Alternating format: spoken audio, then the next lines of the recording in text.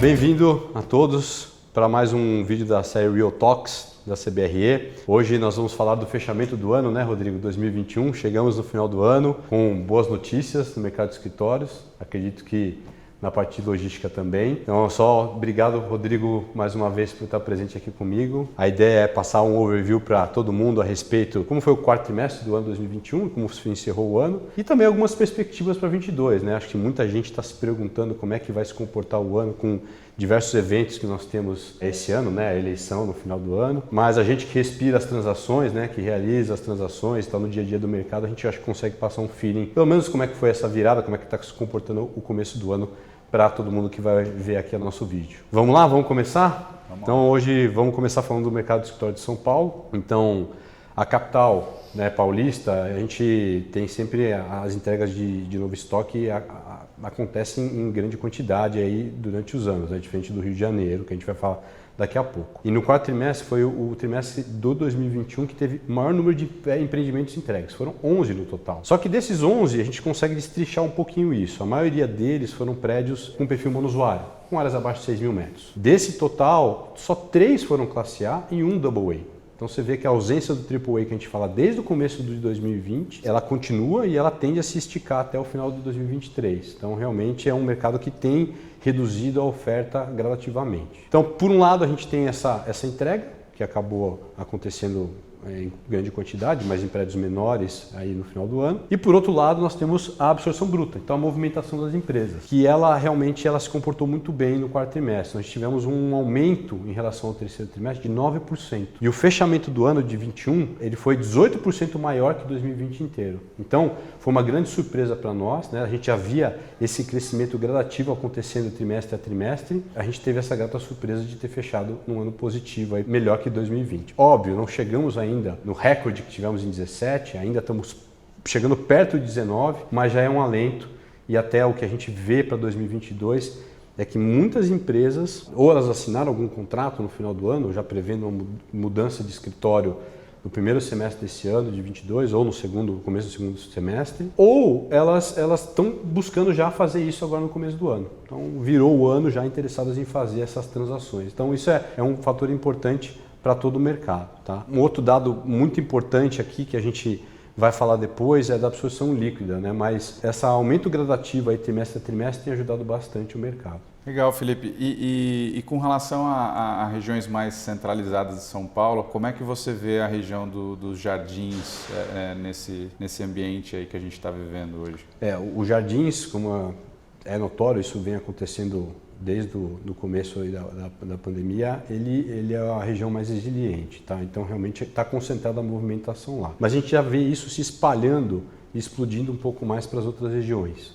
Então você vê regiões como Paulista, a gente até via falando, né, que com a escassez de produtos na região dos Jardins, né, principalmente a região da Faria Lima, isso ia extrapolar, né, para outras regiões mais próximas, como Pinheiros, Vila Olímpia, Paulista, até Berrini, Chucre e Zaidan. E essas regiões concentraram 76% da absorção bruta. Então isso é um fator muito importante, ou seja, não está mais concentrado só no Jardim, já está indo para outras regiões e muito focado no segmento também do AAA. Então, as regiões que mais atraem e principalmente os prédios de melhor qualidade. Aí o pessoal pergunta, tá se movimentando, as empresas estão querendo voltar para o escritório. Mas como é que está se comportando a questão do crescimento? Elas estão crescendo? Acho que muita gente está se perguntando isso hoje. E o fato é que, sim, elas estão crescendo, né? Ou seja, a gente computa na absorção líquida a diferença entre onde ela está para onde ela vai. Então, se ela está em 1.000 metros e vai para 1.500, a gente computa esses 500 metros de diferença. Essa é a absorção líquida. E nós tivemos um crescimento de 245% do terceiro para o quarto trimestre. É o segundo trimestre consecutivo de absorção líquida positiva. Né? Óbvio que ainda não deu para zerar toda a absorção líquida negativa que nós tivemos durante a pandemia, especialmente no ano de 2020. Em 2021 também tivemos no primeiro semestre, mas já temos 2 trimestres seguidos de absorção líquida positiva. Então é um crescimento gradativo que a gente espera que aconteça na sequência. Vale mencionar que o que ajuda também a absorção líquida não é só a questão da movimentação, mas sim as devoluções. Elas reduziram em 30% do pico que nós tivemos no começo de 2021.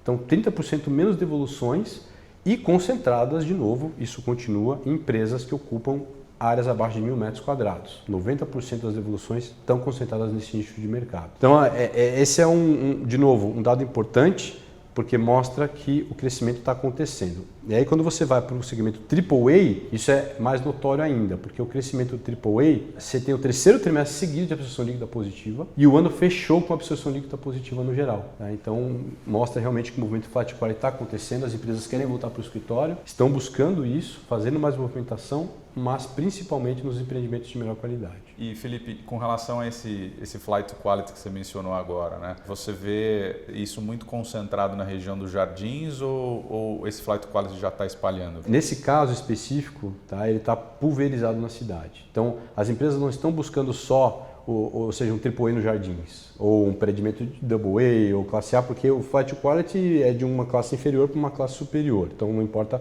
o que seja. Então, isso está acontecendo em outras regiões também. Então, a região da Berrini, região da Chucrizade, região da Paulista. As empresas estão locando espaços de melhor qualidade nestas regiões também. Obviamente, concentrou nos Jardins no começo do ano, mas agora se espalhou um pouco mais. Tá? Então, nós temos hoje uma vacância estável na cidade de São Paulo, com 21,6%, mas quando você vai para o AAA, isso cai. Está abaixo de 20% já. E o destaque é sempre, óbvio, os Jardins, mas a Paulista também.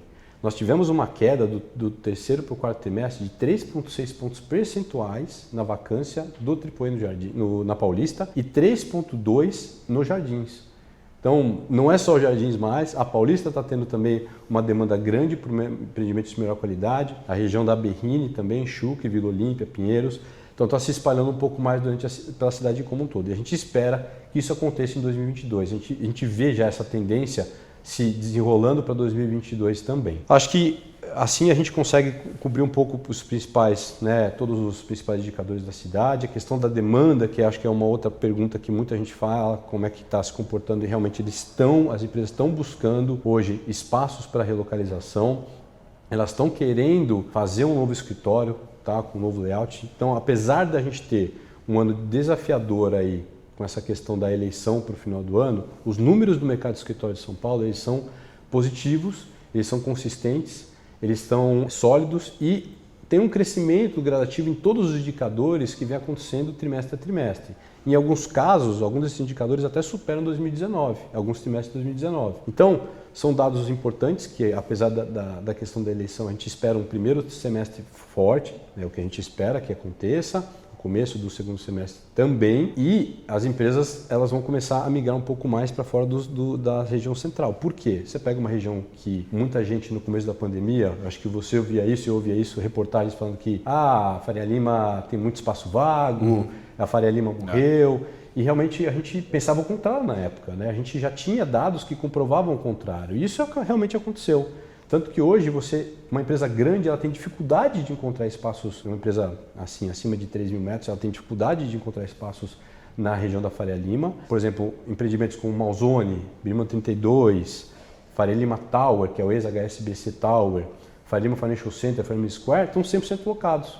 Eles não têm mais espaço disponível. Faz com que as empresas migrem para as outras regiões, que a gente já está vendo isso acontecer, como a gente comentou agora há pouco. Então, a gente espera que essa tendência continue, que as empresas estão buscando um novo layout, algumas estão voltando para o escritório e estão vendo que os funcionários não querem retornar porque o layout está ultrapassado, as distâncias entre as estações estão muito próximas, a densidade está muito alta do escritório atual, não está com vida ativo, então ou ela vai refazer um layout ou ela vai relocalizar para dar mais espaço de ocupação para os funcionários. Então, é o que a gente espera como tendência para 2022. Então, Felipe, eu estava agora te ouvindo e pensando, né, como o incorporador está olhando todo esse cenário, né? O mercado de escritório recuperando, flight to quality, uma certa descentralização, mas ainda assim um apetite pelas regiões cores aí, né, do mercado. Como é que essa turma está olhando agora para os próximos anos?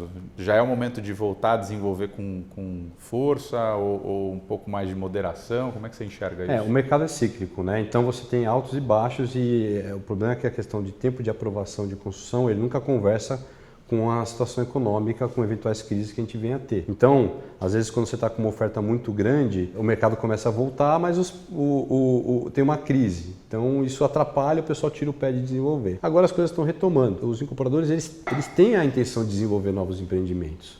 sempre tiveram. Acho que a intenção não é parar. A questão maior é o custo de construção, o custo de terrenos, o custo de CEPAC, a questão do plano diretor da cidade de São Paulo que inibe você desenvolver novos empreendimentos em regiões mais centralizadas, como a região dos Jardins, por exemplo. A região da Faria Lima, por exemplo, o estoque de escritórios está esgotado lá, você não consegue desenvolver mais. Então, todas essas dificuldades inibem ele poder desenvolver onde seria a melhor região possível. Então, ele acaba indo para regiões periféricas, próximas da região mais centralizada da cidade e tentando desenvolver novos empreendimentos. Óbvio também, de novo, tem que fechar a conta, né? Custo de construção, mais custo de terreno, todos esses custos envolvidos, quanto você consegue agregar de locação. Então, existem muitas análises acontecendo para entregar empreendimentos no futuro.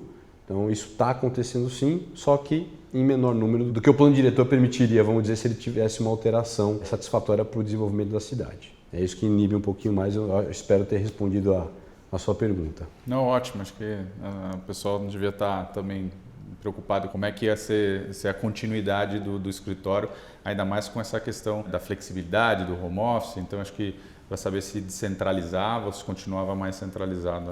Não, a intenção é manter, até você ver que a demanda realmente ela buscou mais a região mais centralizada. A questão é todas as amarras para você, dos incorporadores que eles têm hoje para poder achar terrenos e desenvolver nessas regiões mais centralizadas. Esse é o principal fator. Certo. Tá? Legal. Eu acho que na parte de escritórios, eu espero ter dado uma ideia para todo mundo como é que se comportou o final do ano, o que a gente espera para 2022. E agora seria interessante a gente também falar a respeito de logística, o que você está vendo aí para o mercado de São Paulo. Bom, Felipe, então acho que começando um pouco sobre os números de logística em 2021, a gente teve um novo estoque muito forte nesse ano. Desde 2013 aí a gente vinha numa crescente, dado que a taxa de vacância vem caindo consistentemente ao longo dos últimos anos, e o pessoal começou a se animar com o desenvolvimento, né? Em 2020 nós tivemos um crescimento muito forte do e-commerce e por conta desse crescimento, naturalmente, na absorção bruta evoluindo rapidamente, todo mundo começou a olhar para o mercado de logística como um potencial desenvolvimento e isso fez com que a gente já tinha uma previsão para 2021 bastante alta, né? A perspectiva era de fazer 2 milhões no início do ano, não se manteve nesse mesmo nível, que seria um volume muito alto mesmo, existia uma preocupação no mercado dessa entrega. Essa entrega foi alta sim, ela superou 1.500.000 metros quadrados, um pouquinho melhor do que a última marca atingida em 2013, que foi o melhor momento de mercado até então, antes da crise econômica de fato, né? E nós tivemos um último trimestre fortíssimo, né? O primeiro semestre foi bem fraco, ninguém estava muito imaginando que esse número chegaria a 1,5 milhão de metros quadrados, mas foi entregue 960.000 metros quadrados no último trimestre do ano. Bastante coisa. E existe uma concentração muito grande em Cajamar e Guarulhos, né? Cajamar entregou mais de 500.000 metros quadrados e Guarulhos próximo a 300.000 metros quadrados. Os dois juntos aí tiveram a mais ou menos 50% da entrega total ao longo do ano. O que você falou me lembra exatamente a pergunta que você me fez. Então o pessoal ficou animado com as vacâncias que para desenvolver. O mercado logístico ele entrega os galpões mais rápidos, né? Então você consegue absorver essa demanda talvez que cresça mais rapidamente do que na parte de escritórios. Mas você falou que foi concentrado em Cajamar e Guarulhos. Como é que elas se comportaram? Ela conseguiu essa entrega grande que aconteceu lá foi absorvida pela demanda? Não sei se os preços caíram. O que aconteceu com os preços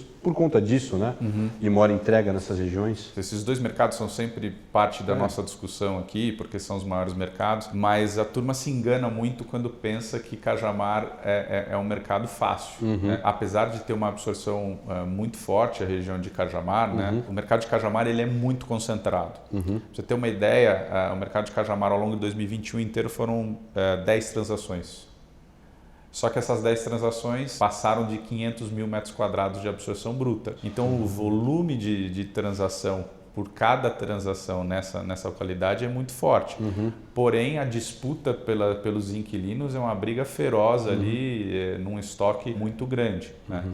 Apesar dos desenvolvimentos também serem muito grandes em Cajamar. Só que, por outro lado, desses 500.000 metros quadrados, 300.000 metros quadrados foram pré-locados. E desses 500 e poucos mil metros quadrados, 470.000 metros quadrados foram absorção líquida. Então o mercado cresce muito de fato, né? Quem busca crescimento, busca lá porque as grandes áreas estão disponíveis lá. Com relação ao preço, né?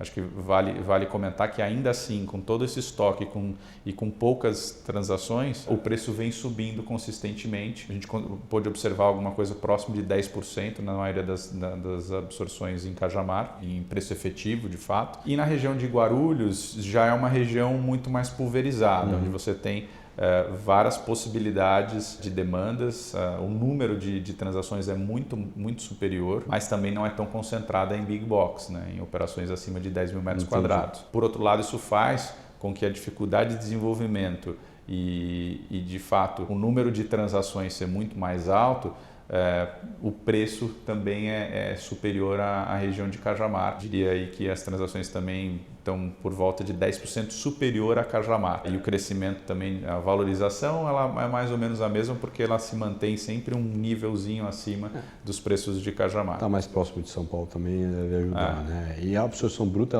nessas regiões, no raio 30, como ela se comportou? Então, Felipe, com relação ao raio 30, né, eu acho que merece um outro destaque que a gente não falou aí, que é a região de Barueri. A região de Barueri teve um recorde absoluto de absorção, com quase 400 mil metros quadrados na região de Barueri. A região de Barueri era destaque há 10 anos atrás, ela sofreu muito com o crescimento de Cajamar e outras regiões novas aí no mercado, puxando o movimento de flight to quality. Barueri voltou a ser uma região despertando uma necessidade muito grande, especialmente da turma de e-commerce e que busca operações cross-docking. Tá? E as grandes absorções que tiveram nessas regiões foram de galpões isolados em famílias da região que têm retrofitado seus imóveis. Né? Realmente, se olhando o raio 30, né, buscando Cajamar, Guarulhos e Barueri, fechando os números totais, a gente chegou a quase 3 milhões de metros quadrados em São Paulo como um todo, um crescimento de 19% dentro desse ano. Bom, e aí fazendo uma conexão agora, né, da bruta com a líquida, nós tivemos realmente também um último trimestre muito forte. A absorção líquida ela superou 700 mil metros quadrados no último trimestre, sendo que só por conta disso, né, a gente até nem imaginava que conseguiria superar o ano passado. Esse número superou a 25% o ano passado, né, fazendo novamente a absorção líquida recorde em 2021. E de novo, né, olhando para o cenário de quem são os protagonistas dessa situação, as empresas de e-commerce continuaram crescendo. Olhando os Big Five do mercado ali, a gente não imaginava, né, que os mesmos tomariam grandes áreas. Né? Diria que não tem como não falar de uma das empresas, né, o Mercado Livre, a empresa que tomou mais de 500 mil metros quadrados ao longo desse ano, que teve crescimentos fortes na região de São Paulo, caso de Barueri, caso de São Paulo, etc. Foi um protagonista importante aí nessa absorção líquida que a gente mencionou agora. Entendi. Você tem a absorção líquida recorde, a bruta recorde, só notícia boa, não teve nada ruim no mercado, acho que foi um ano excelente. Assim, ou estou errado? Não, acho que é lógico que se eu for cirúrgico nessa resposta, a resposta é quase isso. Né? Nós tivemos um aumento suave de vacância, porque a entrega foi muito grande, mas foi um indicador muito fraco. Assim, né? Nós tivemos um aumento de 4% na vacância ao longo desse último trimestre. Se a gente comparar ano com ano, nós tivemos uma redução. Essa redução aí foi um pouco superior a 1%, né, de um ano para outro no mercado geral. Um ponto percentual do quarto TRI de 20 para o quarto TRI de 21. Né? Então, realmente, ainda é um movimento de queda, mas o raio 30 não conseguiu, né, passar por isso ileso, vamos dizer. Ele chegou no último trimestre a uma vacância de 6,6 e teve um leve acréscimo, né, chegando a 7,9 agora nesse trimestre. Porém, de uma forma muito mais equilibrada. Eu fui olhar com cuidado, região a região, e nós temos praticamente o raio 30 inteiro com uma vacância cravada em 8%. E aí uma particularidade interessante, se você olhar São Paulo, é a vacância mais baixa, porque o last mile realmente tomando cada vez mais força, absorvendo áreas que não tinham tanto interesse ao longo dos últimos anos, né? Produtos que eram chamados de classe B, C, para o last mile, eles são adaptáveis, funcionam bem e têm características que podem sim ser interessantes para esse mercado. Né? Entendi. Isso aí vai continuar crescendo em 2022 ou não? Porque essa é uma pergunta que todo mundo está se fazendo aí em relação ao mercado. Olha, assim, é lógico que né, como você falou, existem momentos desafiadores que a gente está passando e várias situações, vários indicadores, aí, não só a eleição, mas também indicadores como, né, a alta de juros novamente, o dólar super instável. Então, uma série de eventos aí que a gente tem muita dificuldade. A verdade é que ninguém sabe, né? Mas do ponto de vista da demanda, a gente acredita sim numa continuidade desse processo. Olhando números mundiais, o mercado de e-commerce continua crescendo e as perspectivas são ótimas para mercados importantes como o mercado de São Paulo. Nós já atingimos os 2 dígitos, né, do e-commerce dentro da região, dentro do Brasil. A perspectiva é vir a dobrar em um espaço curto de tempo.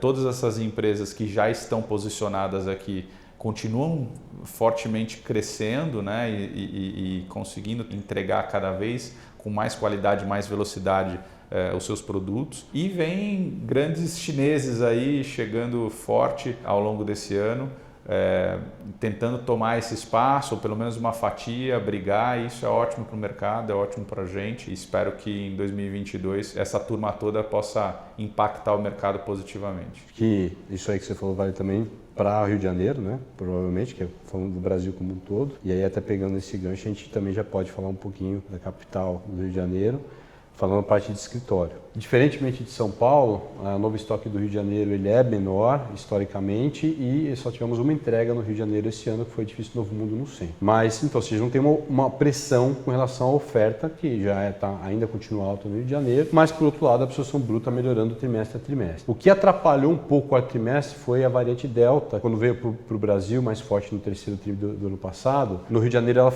permaneceu por mais tempo.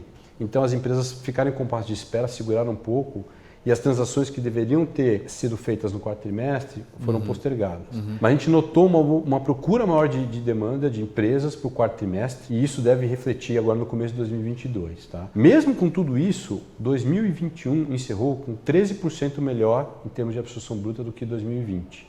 Tá? Então, 21 já teve um crescimento e a gente espera que em 22 isso continue. Tá? Qual o destaque nesse movimento todo? Flight to quality igual São Paulo. Então, as empresas querem ir para prédios melhores.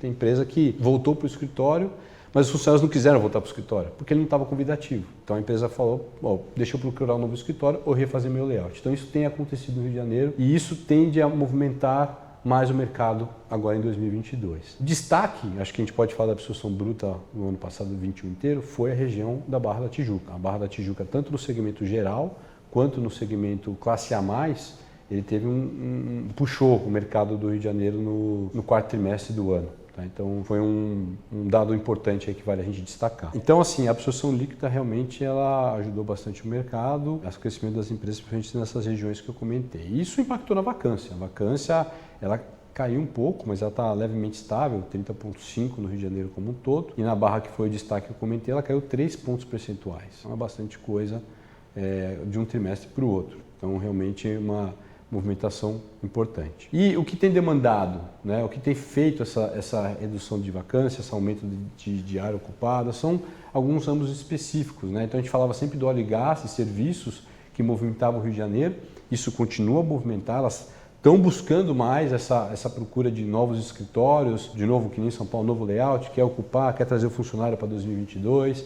Então, elas estão seguindo isso, mas 2021 foi o destaque, continuou sendo educação, life science e tecnologia. Então, isso movimentou bastante o mercado do Rio de Janeiro, tá? nas demandas falando como um todo. 68% de toda a absorção dessas empresas aconteceu em regiões Barra da Tijuca ou no centro. Então, elas concentraram as transações dessas demandas aí desses segmentos que eu mencionei. Para a gente fechar um cenário, sei que é difícil prever aí, né, Rio de Janeiro, mas como é que você vê o cenário de 2022 com tudo que a gente tem na mesa? Apesar de todos esses eventos que você falou, né, o dólar, a questão dos juros, a questão da eleição, até um pouco aí a Copa do Mundo no último mês do ano, desse ano 2022, mesmo assim a gente vê uma tendência, né, de manter esses números positivos para o Rio de Janeiro, para o primeiro semestre desse ano, talvez começo do segundo semestre também, mas realmente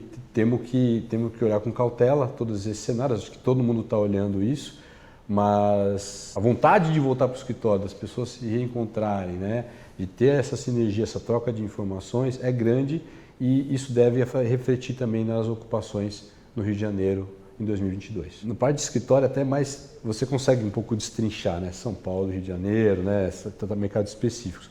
Quando você fala de logística, eu acho que já é mais ligado, né? São Paulo, Rio de Janeiro, até o Brasil como um todo, né? Então essa interligação corre muito mais fácil nos números, né? Acho que você falou um pouco já de São Paulo, mas Rio de Janeiro logística eu entendo que deve ter se comportado bem parecido, acredito, né? O que você pode falar para a gente do Rio, no mercado logístico? Quando você fala do mercado logístico, está cada vez mais interligada a cadeia, né? A gente não olha mais praticamente os mercados, eles se compõem São Paulo, Rio de Janeiro e todo o Brasil, né? Se a gente olhasse 5 anos atrás, sem esse crescimento tão forte do e-commerce, as coisas eram mais independentes. Mas falando de Rio de Janeiro e olhando um pouco o novo estoque, nós tivemos uma entrega alta também no Rio de Janeiro, um pouco superior a quase 300 mil metros quadrados de entrega, que é um volume grande para um tamanho do mercado do Rio de Janeiro, que tem um pouco menos de 3 milhões de metros quadrados como um todo. Só que o Rio de Janeiro está sendo bastante seleto nos seus desenvolvimentos, né? Até dado que a gente teve um período de vacância muito alta ao longo dos últimos anos também. Quem desenvolveu tem desenvolvido em locais muito especiais e com uma demanda bastante forte, onde sabe que a vacância já é mais baixa e que existe uma falta de produtos grandes daquela região. Então essa entrega ela foi concentrada no Rio 30, especificamente na região de Duque de Caxias, com produtos de altíssima qualidade e, por incrível que pareça, grande parte dessa entrega foi pré-locada. Empresas como a Prolojas tiveram um sucesso muito grande no Rio de Janeiro especialmente, conseguindo aplicar preços bastante altos na região do Rio de Janeiro, números inclusive acima de regiões como Cajamar, Guarulhos, etc., né, superando muitas vezes R$30 um metro quadrado para grandes áreas. Né. É lógico que pela falta de produto naquelas regiões fez com que grandes empresas, grandes marketplaces, empresas de varejo tenham de fato conseguido pagar esse nível nessas regiões. E a absorção bruta no Rio, né? Você falou um pouco da entrega, etc. Mas eu lembro que em 20 tinha sido recorde. Como é que ela se comportou em 21? Seguiu o mesmo padrão, até por conta dessas entregas?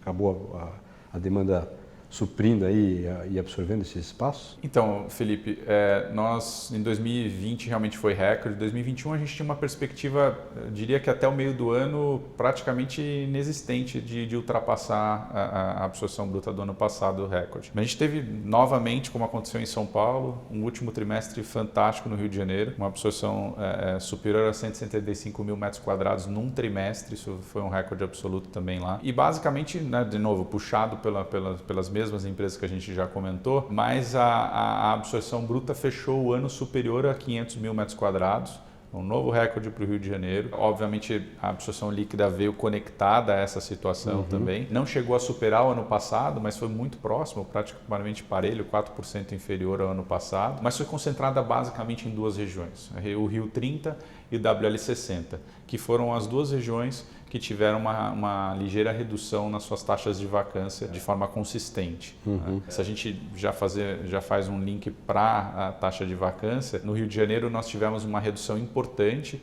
de 4 pontos percentuais ao longo do ano, né? Chegando a uma marca importante de redução dos 20%. A vacância está em 19% do mercado geral no Rio de Janeiro. A WL60 foi a maior redução de todas nesse período. E, de novo, o protagonista dos Big Five, né? As empresas que ainda não estavam posicionadas se posicionaram esse ano no Rio de Janeiro. Vinda de novos players internacionais também tomando espaços no Rio de Janeiro, uma presença forte novamente do Last Mile, então você vê que é toda uma cadeia, uma continuidade, né? São Paulo, Rio de Janeiro e o Brasil inteiro, né? E todos indo para o mesmo caminho. A única diferença no Rio de Janeiro é que existe um mercado específico, um mercado de varejo de vestuário, né? Carioca é muito forte, então tem os grandes usuários que tomaram espaços com esse setor especificamente. Entendi. A vacância eu lembro que era um inibidor do desenvolvimento, né? De novos produtos. Agora, com esse patamar que ela chegou, isso favorece novos incorporadores desenvolver novos produtos? Como é que você vê isso? A verdade é que os incorporadores só começam a olhar quando já está bom, né? Mas assim, se a gente pudesse recomendar alguma coisa, olhando a perspectiva de novo estoque para os próximos 2 anos, ela é baixa no Rio de Janeiro. Né? A gente sabe que até comprar um terreno, né? Aprovar, desenvolver, etc., tem um certo ciclo de 3 anos ali para ser desenvolvido. A gente acha que a gente vai passar ainda para uns 2 anos ainda com uma certa queda na taxa de vacância, eventualmente até o final de 2023, né, chegando a patamares inferiores a 15%, jogando mais pressão nos preços, né, e tendo dificuldade para, de fato, os inquilinos acharem os espaços. Então, acho que talvez já começa a se tornar um ciclo interessante para olhar os terrenos no Rio de Janeiro, começar a desenvolver e entregar lá no período onde a vacância vai estar muito baixa e ter bons frutos para colhidos. Até porque a demanda está, né? Imagino que ela já está numa crescente, aí você pode falar um pouco melhor e inclusive até ia juntar essa pergunta em outra, que é: o mercado está em franca recuperação, ele está uma retomada constante aí para 2022, no Rio de Janeiro? Não vou repetir a questão do cenário econômico, que a gente sabe que é para o país inteiro, mas sim, o Rio de Janeiro vem numa recuperação importante, de novo puxada pelo e-commerce, um crescimento do e-commerce que ainda é fraco se a gente comparar com São Paulo, então talvez tenha uma curva de aprendizado rápida ali no Rio de Janeiro e que faça com que esse mercado consuma mais, vamos dizer, metro quadrado de logística rapidamente. E a gente acredita sim nessa recuperação, a gente acha que já em 2022, especialmente, né, os incorporadores têm olhado um pouco o desenvolvimento de last mile, coisa que em São Paulo isso já está acontecendo muito fortemente, né? Você tem muitos produtos aí sendo desenvolvidos para serem lançados nos próximos 2 anos aqui na cidade. E no Rio de Janeiro acho que tem pouca gente olhando para isso. E é um mercado com uma dificuldade de produtos muito grande e que a gente acha que talvez seja um caminho de desenvolvimento no Rio de Janeiro nos próximos anos. Então tá bom, Rodrigo, acho que com isso a gente conseguiu cobrir tudo. Obrigado pela participação mais uma vez comigo, que é sempre bom bater um papo aqui com você a respeito do mercado e falar finalmente chegamos no final de 2021 e vamos começar um novo ano agora, 2022, e agradecer a participação de todos aí. Muito obrigado. Obrigado, Felipe. Obrigado.